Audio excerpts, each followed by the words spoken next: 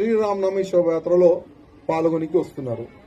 కానీ ఈ శోభయాత్ర అంటే ప్రతి సంవత్సరం చాలా శాంతిపూర్వకంగా మన శోభయాత్ర మనం తీస్తున్నాం. ఎక్కడ కూడా చిన్న కొట్లాట కాకుండా మనం శోభయాత్రని తీస్తున్నాం. కానీ పోయే సంవత్సరం కూడా లాస్ట్ మూమెంట్ లో పోలీస్ అధికారులు మా పర్మిషన్ క్యాన్సిల్ చేసినారు.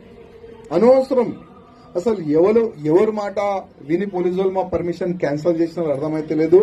కానీ ఎంఐఎం ఆఫీస్ నుంచి వాళ్ళకి ఆర్డర్ వచ్చిందేమో, అందుకోసం శ్రీరామనవమి శోభయాత్రని పోయే సంవత్సరం వాళ్ళు క్యాన్సిల్ చేసినారు రైటింగ్ గా.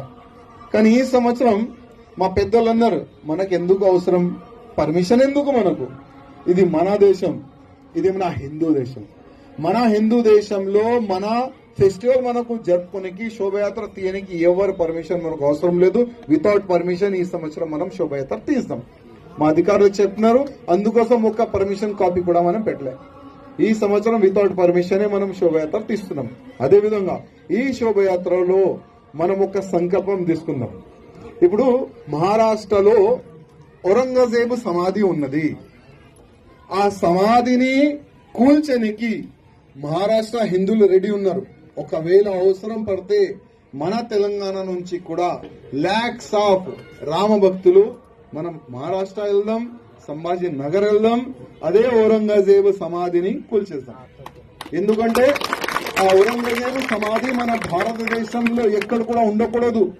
ఆ సమాధిని తీసి ఏదైనా సముద్రంలో మనం పాడేద్దాం. ఆ ఒక్క సంకల్పం మనం తీసుకోవాలి. అదేవిధంగా భారతదేశాన్ని హిందూ రాష్ట్రం మనం ఎట్టి పరిస్థితుల్లో చేస్తున్నాం. ఎందుకంటే నెక్స్ట్ ఈ ఎలక్షన్ అయిపోయింది కదా, మూడోసారి ప్రధానమంత్రి మోదీ గారు అయిపోయినారు కదా. ఇప్పుడు మోదీ గారికి మనం చెప్తాం, మోదీ గారు 4వ సారి మీరు ప్రధానమంత్రి అవుతున్నారు. కానీ మీ ఎలక్షన్ మేనిఫెస్టోలో ఒక అంశం పెట్టండి, కాశీ మథుర, దాని తర్వాత భారతదేశం హిందూ రాష్ట్రం చేస్తాం. అది కూడా మేనిఫెస్టోలో వేస్తే చాలా బాగుంటుందని మనమందరం సోషల్ మీడియా పరంగా మోదీ గారికి రిక్వెస్ట్ చేస్తున్నాం. ఎందుకంటే వచ్చే ఎలక్షన్ నేను ఛాలెంజ్ చేస్తున్నా, వచ్చే ఎలక్షన్ కాశీ మథుర హిందూ రాష్ట్రం దానిపైననే జరుగుతుంది. మీరు చూస్తారు, అందరు కూడా చూస్తారు.